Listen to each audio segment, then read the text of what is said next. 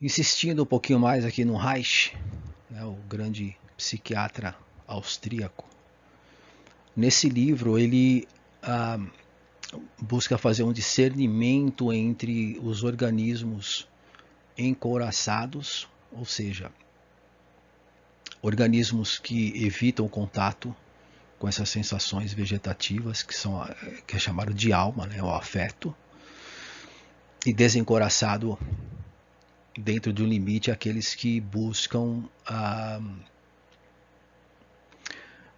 ser mais espontâneos, né, e autênticos.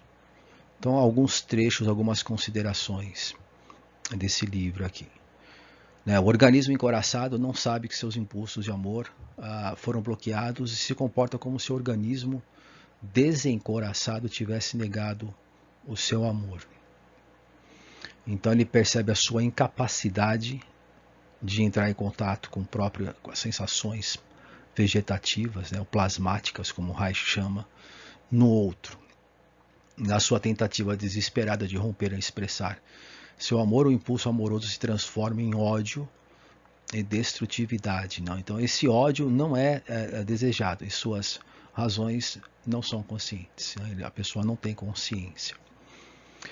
A razão do ódio é sempre atribuída a um motivo secundário, criando-se assim a racionalização é um mecanismo de defesa, no qual a pessoa racionaliza buscando argumentos para justificar a sua forma de defesa, a sua evitação no contato com essas sensações vegetativas. Né, o que torna destrutivo, né,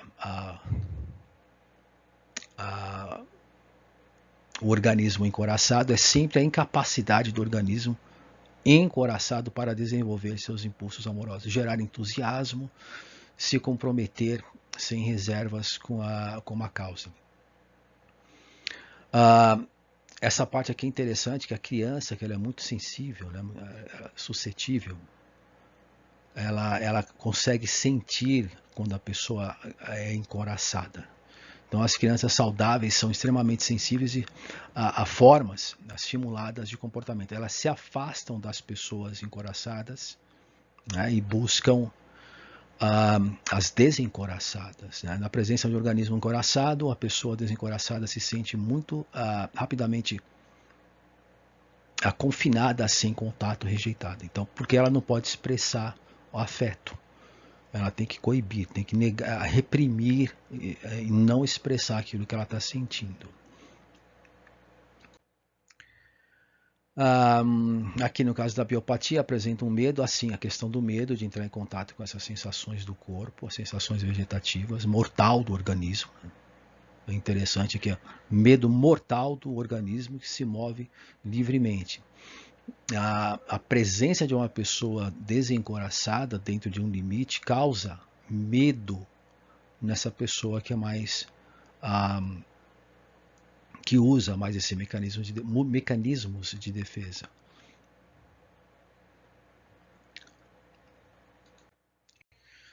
O organismo desencoraçado experiencia o encoraçamento do outro organismo como perturbador. Né? Então existe aqui uma reciprocidade, aqui, uma coisa recíproca. Também é o contrário. Quem é desencoraçado se sente perturbado com quem é. Pela mesma razão. Né? O organismo encoraçado sente a mobilidade livre de outro ser como algo estranho e perturbador. Não tem espontaneidade nenhuma, porque não é movido por afeto ou as sensações plasmáticas.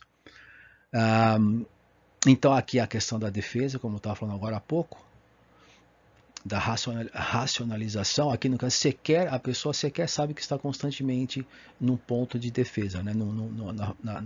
Montando guarda com a sua caixa torácica, enfim, que o seu sorriso crônico que reprime lágrimas ou raiva.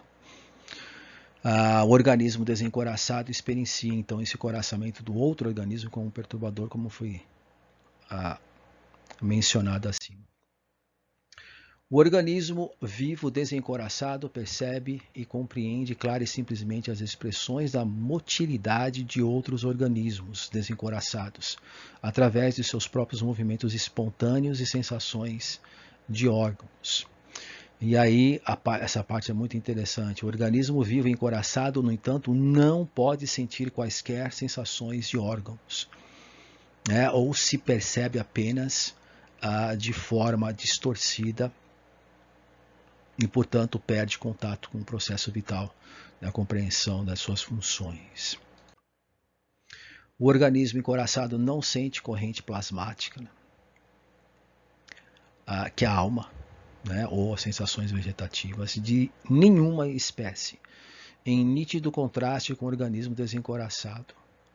E está a fonte da angústia, na mesma proporção em que se afrouxa, né, a coraça, aparecem sensações de correntes que o organismo encoraçado experiencia no início como angústia. O homem encoraçado está impedido de fazer contato direto com a natureza, as pessoas, né, processos. Portanto, desenvolve um contato substituto, né, contato oco, vazio, é uma simulação, na verdade, que se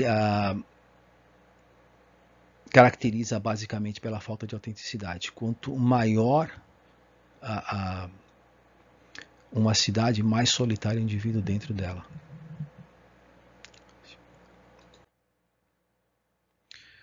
A pessoa, então, perde a sensação do próprio corpo, né, e com ela a autoconfiança natural. Essa parte aqui é a mais importante, né, que dá para entender bem como é que funciona o mecanismo do narcisista, né, o psicopata.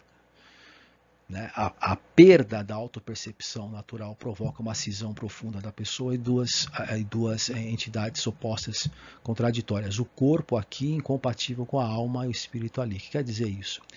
Já que a pessoa não tem contato com a sua afetividade, ela busca viver no corpo do outro como um parasita, né?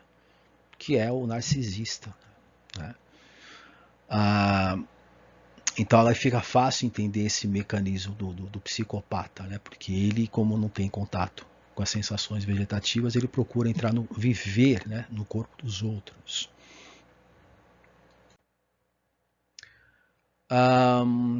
Okay, medo, né? É medo, a evitação, né, de que haver característico, não poderia haver dúvidas de que o medo das sensações de órgão e o medo da pesquisa científica do Orgone eram idênticas.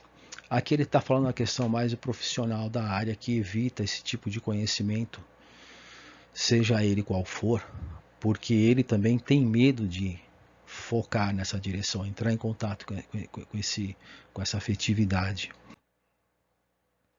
A pessoa encoraçada não pode se expressar imediatamente porque seus impulsos naturais estão distorcidos, fragmentados, inibidos e transformados na teia emaranhada de sua estrutura de caráter. A pessoa encoraçada percebe a si mesma e o mundo de maneira tão complicada porque não tem contato imediato, não tem relacionamento direto com o mundo.